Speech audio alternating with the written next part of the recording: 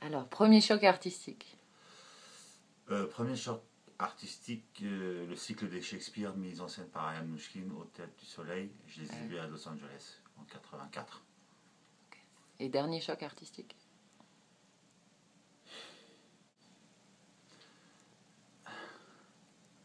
Je l'attends encore peut-être, je sais pas. Source d'inspiration. La poésie, la philosophie, le cinéma japonais, la cuisine, la musique. Et alors, qu'est-ce qu'être artiste aujourd'hui? C'est un peu être fou. C'est nager contre le courant. C'est en fait être lucide de sa précarité constante. Et l'accepter. Et accepter l'idée de la mort de ça, quoi. De pouvoir accepter de mourir là-dedans. Du coup, la question après, elle est un peu légère, mais que fais-tu de tes journées et de tes soirées? La vie d'un artiste, voilà.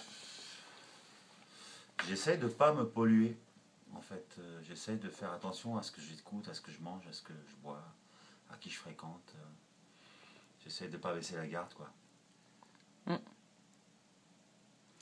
Et... Mais tout ça dans la joie et je m'amuse, hein. Faut pas croire.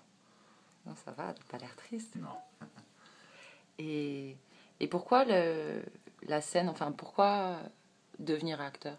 Parce que j'ai vu que t'as commencé, t'étais au théâtre assez jeune.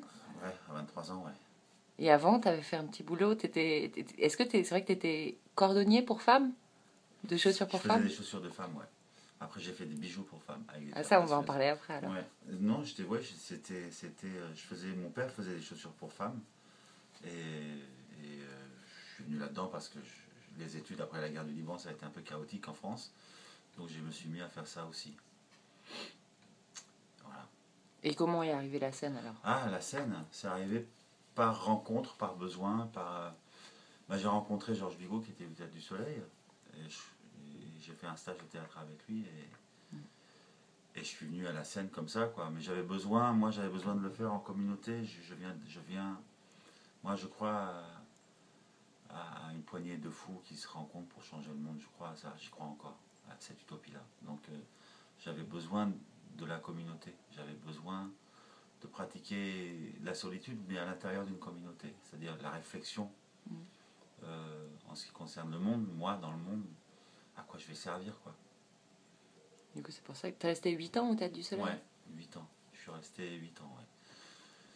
Je suis rentré à 23, je suis parti à 31. 31. Ouais. Ah Je suis ouais. pas fort en calcul. Alors, 3 dates clés dans ton parcours?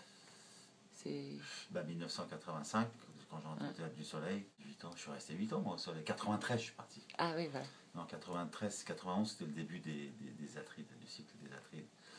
Et ma rencontre avec Sally Potter, une réalisatrice anglaise.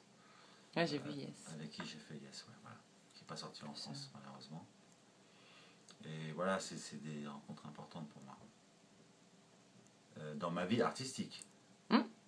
Parce que dans ma vie, c'est la rencontre avec ma femme et la naissance de mon fils. Et des voyages marquants? L'Inde. C'était il y a longtemps? C'était en 89. On préparait un spectacle sur l'Inde, donc j'étais en Inde, ça m'a un peu sorti de mon schéma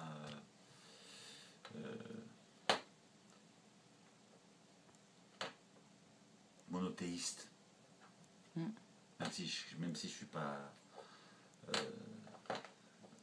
croyant, mais tout est constitué. Si je suis croyant, mais enfin, c'est autre chose.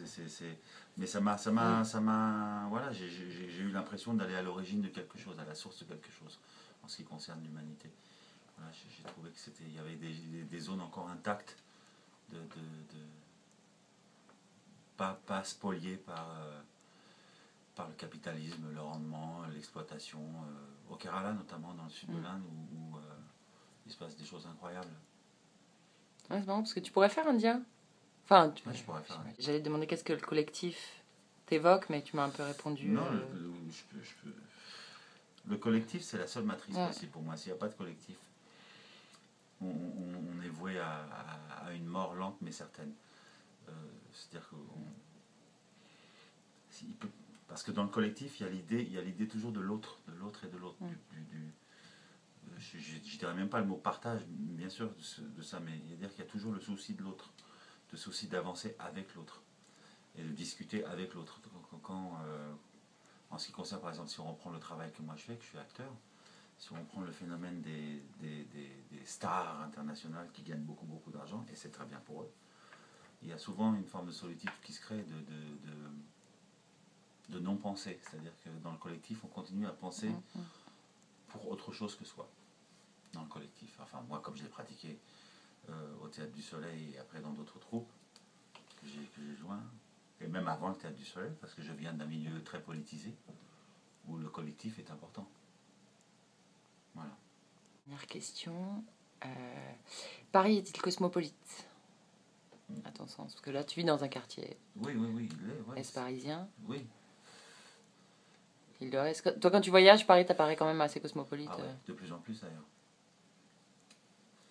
New York, voilà, on est au summum de ça à New York, parce que j'ai vécu là-bas un an aussi.